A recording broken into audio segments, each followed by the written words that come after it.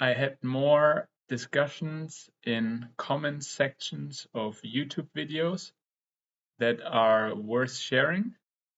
So I want to do that again. And I had actually 2 discussions in total, but I will only share the one that I feel is the most interesting. But you can find the links to both discussions in the description box of this video. So I will read the comments of mine in the discussion that we had underneath the YouTube video titled "Time is Still the Mystery." And I will also read some of the other commenters' comments, but I will only read parts of them.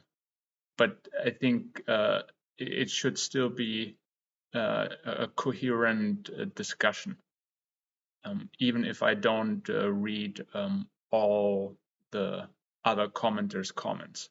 So here it goes.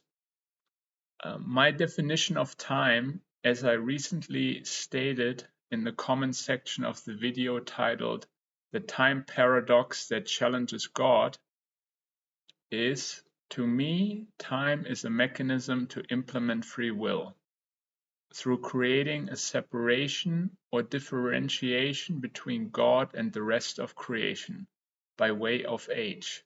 God always and eternally being the first and oldest thing in creation. And through that differentiation, there is the possibility of free will, since oneness without time doesn't allow for free will. Only the duality of separation from God does.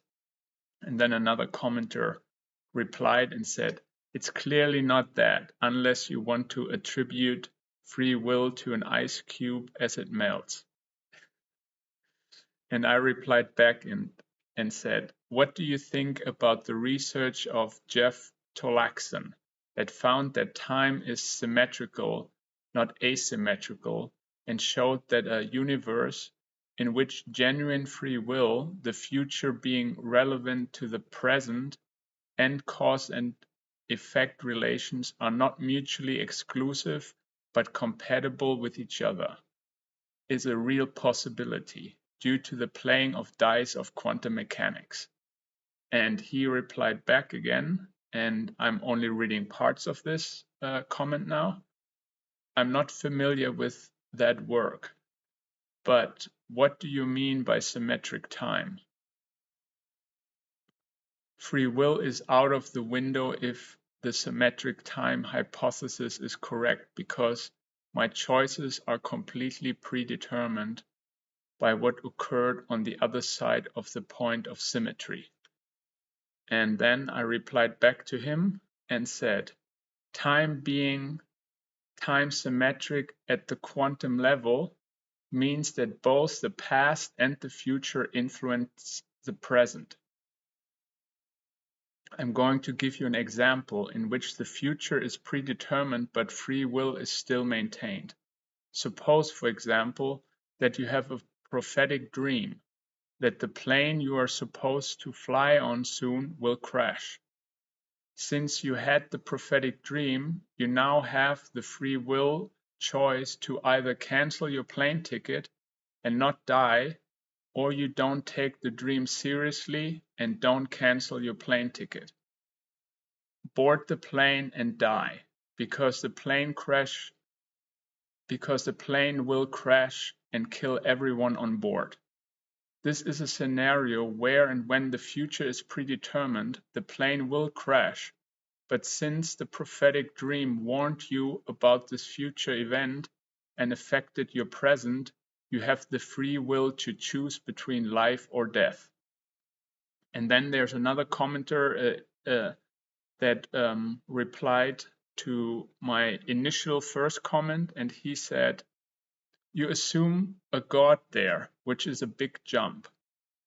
Granting that assumption, if God created the universe, then God is temporal. Thus, time existed prior to God, or God could not exist or interact with the universe. And then my reply was, to understand the argument, God has to be understood as timeless without creation and as temporal with creation. Time has to be understood as relational, and without creation and only God in existence, time cannot exist due to lack of cause and effect relations. With creation, the cause and effect relations begin and are measured via the time mechanism. The first cause, or God, creating the first effect, makes time begin, and God change from a timeless and non-relational state to a temporal and relational state. Okay, a little bit of esoteric discussion here, but also mixed in with quantum physics and quantum mechanics. So I thought this was interesting, and I wanted to share this discussion with you. Thanks so much for your interest, and I'll see you next time. Bye-bye.